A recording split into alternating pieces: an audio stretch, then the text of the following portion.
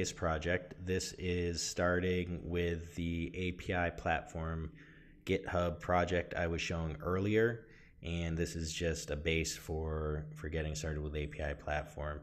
Now I have, if you notice to the left here, VS Code is showing that I've made 41 changes, and this is primarily just deleting stuff that we don't need to try to make this demo project simpler. So I'm going to commit that and put the message as delete stuff we don't need. I'm going to commit that locally.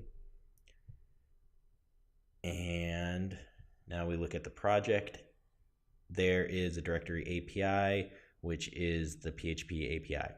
There's client, which is a React app that comes with this project, and we'll be replacing that with our own React app that does only what we want it to do. Importantly for this video, there's a Docker Compose file. This Docker Compose file has some services in it, has the PHP API, has the Postgres DB for saving changes, and the React client, which is built from this client directory. And then we will just paste in here our Mercure service. And this will just be using an image, which the creator made to get us started quickly. We're going to set some environment variables below. These are, of course, very important. The JWT key is what keeps this secure and allows for us to decrypt and encrypt the JWT tokens. So mine is just this super quick thing. Probably you would want something longer and more secure, but this is going to be easy for us. We'll turn demo mode on so we can play with the web UI that comes with Mercure. We'll allow anonymous subscriptions. We'll allow publishing from this URL, which will actually be our Mercure demo URL. We'll turn debugging on, and we'll allow CORS requests from this URL, localhost, which is the React client we'll be building. And we will be exposing Mercure on my local machine at port 9090. Okay, so let's do the demo. It's going to be fun. Let's make sure we're in the right directory. There's our stuff. Run Docker Compose up to get this going. Here it goes. Just takes a couple seconds. So now Mercure should be running. Go to localhost 9090, and here we see the demo UI. So the first thing we need to do is create a proper token to communicate with Mercure. Click this button, create a token, and it sends you over to jwt.io. So here you see the payload is pre-entered for you, and this is showing you the format of the data that Mercure expects in the JWT tokens you send. So here we have subscribe, and below we have the targets which this token bearer is allowed to subscribe to. So that's foo and bar. This token bearer will be allowed to publish to foo. So this is great. On the left here you see the token, which is encoded and encrypted. However, it's encrypted with jwt.io's default key. And since we're using this other key over here in the Docker Compose environment variable section, we need to make sure to use that here when we're generating our JWT tokens so that they're compatible with our Mercure server. So I copied that generated token, and here I'm putting it into the demo.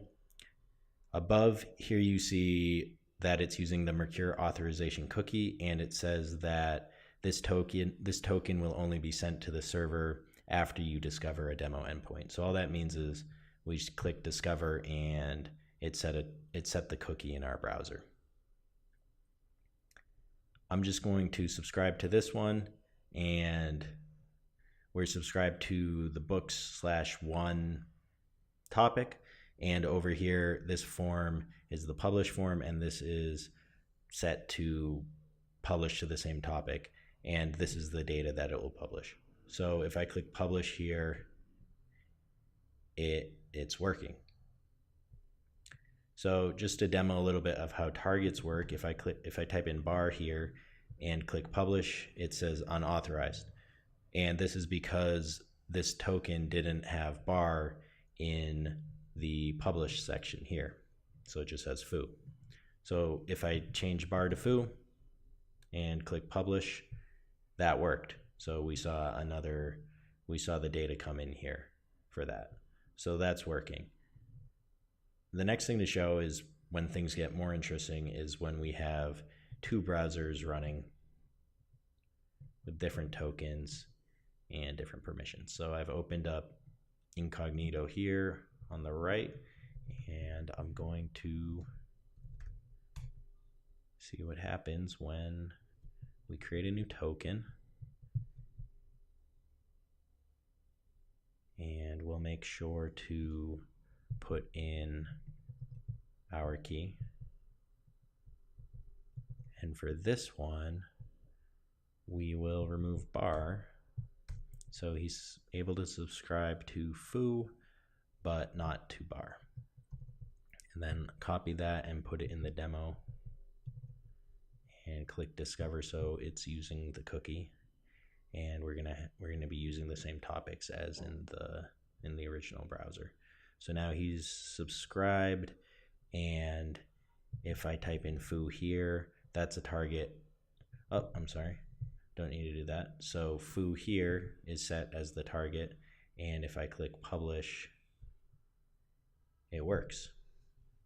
So now I'm going to update this token and allow it to publish to bar. So bar is a target that the regular Chrome window is allowed to subscribe to, but it is not allowed in the token used by the incognito window.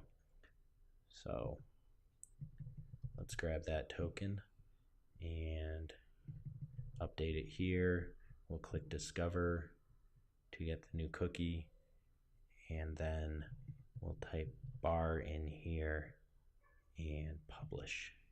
And so here, this one was updated. I'll do it a few times so you can see they're coming through. But on this one, nothing is coming through. If I change it back to foo, then we start getting them in both.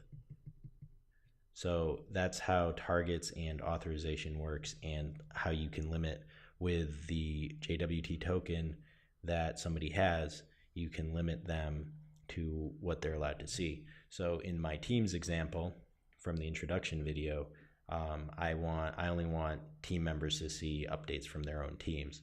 So, basically I could create a target team 1 and target team 2, and then allow certain users to subscribe to those targets and not to others.